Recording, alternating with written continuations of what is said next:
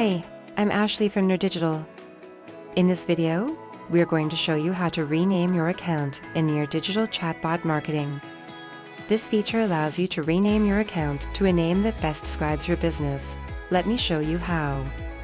In Settings, you will see Rename Account. All you need to do is to click it and write the new name for your account and click Continue. There you have it. You just learned how to rename your account in nerDigital Chatbot Marketing.